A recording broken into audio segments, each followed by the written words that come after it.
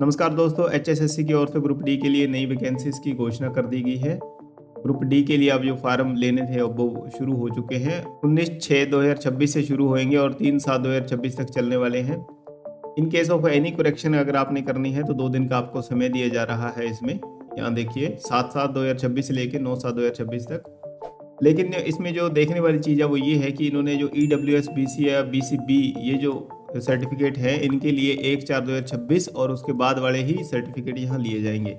इसके साथ ही DSC, OSC उनके लिए 13/11/2024 और उसके बाद के जो सर्टिफिकेट है वो चल जाएंगे। तो चलिए एडवर्टाइजमेंट के बारे में कुछ मेन पॉइंट्स हैं वो रीड कर लेते हैं। तो चलिए इस एडवर्टाइजमेंट को पढ़ते हैं और इसमें से मेन चीज़ें हैं वो देख लेते हैं वो क्या है। सबसे पहली बात ये पोस्ट और क्वालिफिकेशन के बारे में यहाँ बताया गया है, जबकि पोस्ट की जो डिटेल है ना वो बाद में सेपरेटली अलग से दी जाएगी।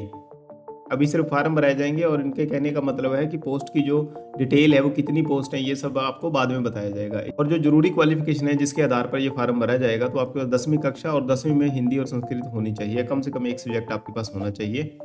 इसके अलावा किसी भी क्वालिफिकेशन की आपकी ज़रूरत नहीं पड़ेगी, चाहे आपने बीए कर रखी है, एमए कर रखी है, कोई मतलब नहीं है उसका। बस मिनिमम जो क्वालिफिकेशन आपके पास 10th तो होनी ही चाहिए। इन्होंने ग्रुप डी के लिए पूरा सिलेबस दिया गया है, अपेंडिक्स डी में ये दर्शाया गया है। एग्जामिनेशन सेंटर की भी इन्होंने कुछ जानकारियां दी गई हैं कि एक बार अगर आपका एडमिट कार्ड लॉन्च कर दिया उसके बाद उसमें कोई चेंज नहीं किया जाएगा। एज लिमिट 18 से लेके 42 साल तक रहने वाली है, जिसका कि आप पूरा इंस्ट्रक्शंस कोड है जो लिखा गया है इसको आप देख सकते हैं। अपेंडिक्स ई में भी इसका जिक्र किया गया है।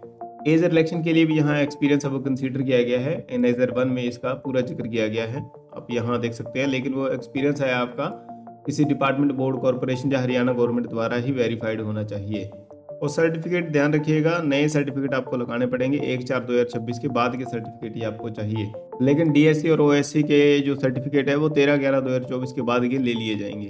इसमें फीस के लिए बताया गया है कि अगर आपने एडवर्टाइजमेंट नंबर 125 ग्रुप सी में जो फार्म था वो भरा था तो आपके लिए फीस ग्रुप डी के लिए भरने की ज़रूरत नहीं है, वो उसी में कंसिडर हो जाएगी। लेकिन अगर आप फ्रेश अप्लाई कर रहे हो ग्रुप डी तो आपको जो भी नॉर्मल इनकी फ़ीस होती है आपके कैटेगरी के अनुसार जो बनेगी वो आपको देनी पड़ेगी।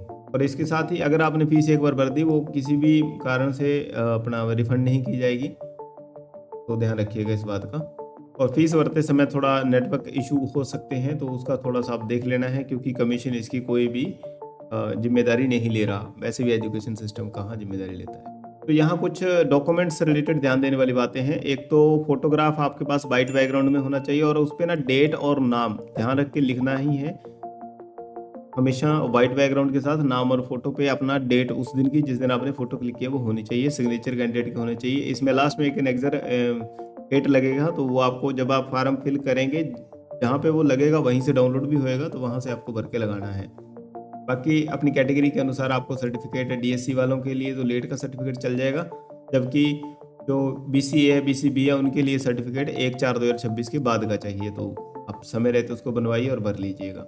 जैसे ना डीएससी और ओएससी में बहुत ज़्यादा कन्फ्यूजन रहती है कि किस कास्ट को कौन सी कैटेगरी में रखा गया है। तो यहाँ सभी कास्ट को दिया गया है और उसके साथ सामने लिखा गया है कि ये किस में आती है, डीएससी, ओएससी। तो आप वीडियो को आराम से यहाँ से देख सकते हैं, आराम पॉज करके आपके लिए बेहतर जानकारियाँ मिल सकती हैं। तो मिलते हैं अगली किसी छोटी सी वीडियो में, तब तक के लिए धन्यवाद। अपना ख्याल रखिएगा।